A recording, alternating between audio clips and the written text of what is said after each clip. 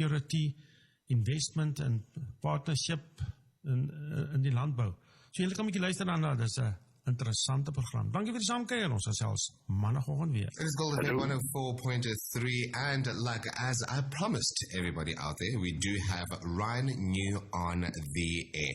Ryan, a very good morning going out to you, and of course it's GoldFM 104.3. How are you doing? Yes, very good this morning. How are things your side? I'm really good, thank you. Ryan, last week we celebrated the ever so amazing Agricultural Day. Now I wanted to just find out, before we get into anything, with everything that you guys have been doing at the grain company, how did you guys celebrate the ever so amazing Agricultural Day?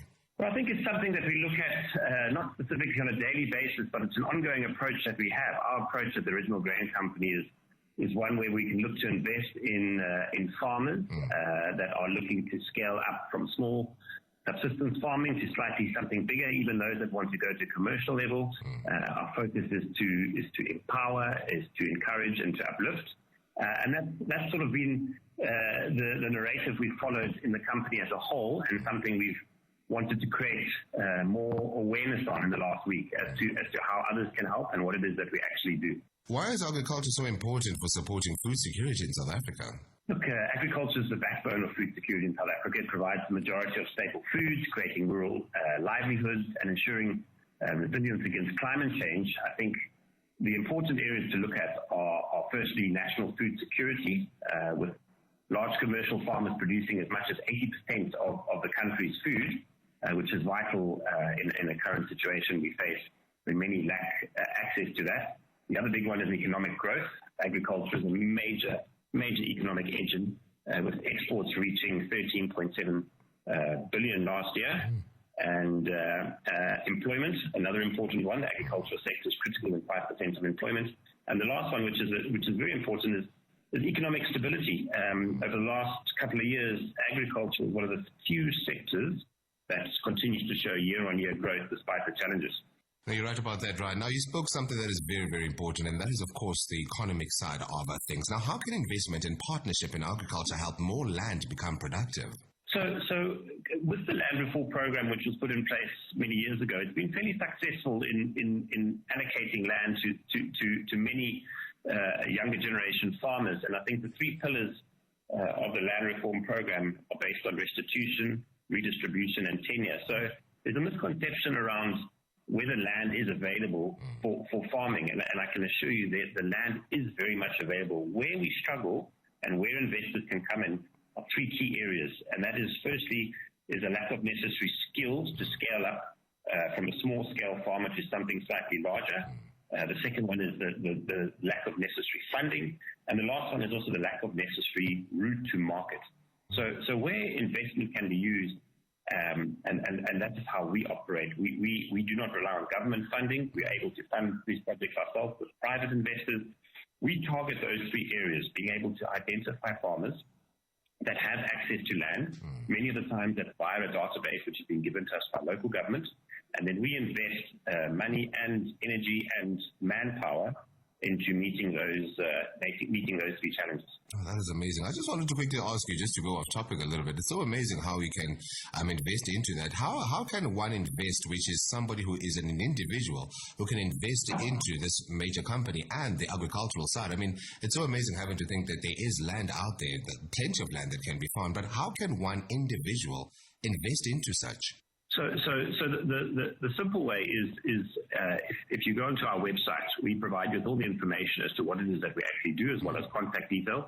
And if it's something that somebody is really interested in, both corporates, entities, and individuals, they can drop us an email or they can give one of the team a call, and then we can give them further details on the program. And just to let you know, there are other companies out there. There are a few companies that are doing what we're doing in some different shape and form. But again, as I say, with agriculture being one of those industries which is showing growth year on year, there is enormous opportunity for investment to be put to good use, provided they're channeled correctly. But that is currently our focus at the Original Grain Company, investing into these farmers. Well, that makes sense. Now, Ryan, before we conclude everything, I just wanted to quickly ask you one final question. And I think it is one of the biggest questions that has been lingering on all the people out there who is very interested in everything that we've been speaking about.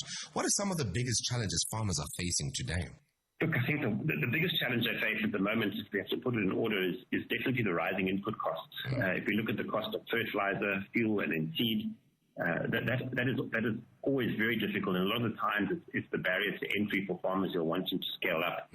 Obviously, with the uncertainty in the Middle East, that's also going to have an impact now, particularly around fuel.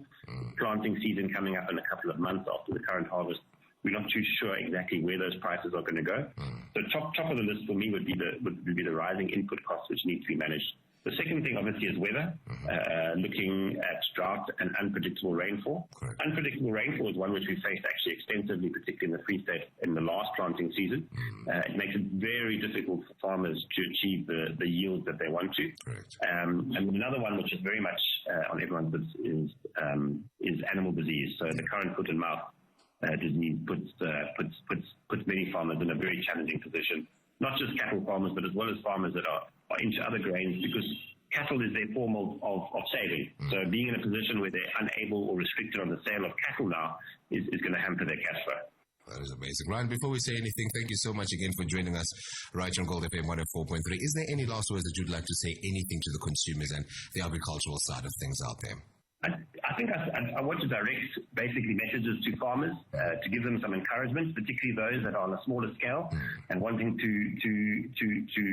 increase their productivity, increase their farm size. There are many programs, as well as not just what the original grain company does, but what other companies do that are willing to assist and invest and uplift. And so, they should not be despondent if they feel they can't get to that point. There's a lot of help at hand. No, you're right about that. Ryan, thank you so much for joining us right on GoldFM 104.3. Cannot wait to find out on what the future holds, and especially when we are talking about agriculture and farming. Excellent. Thanks for having me. Thank you so much.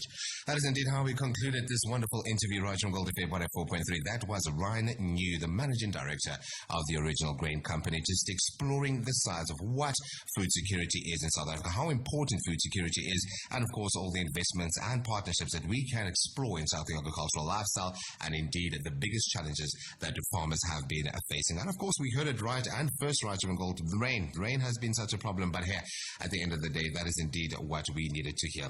And that's how we concluded right here only on Gold.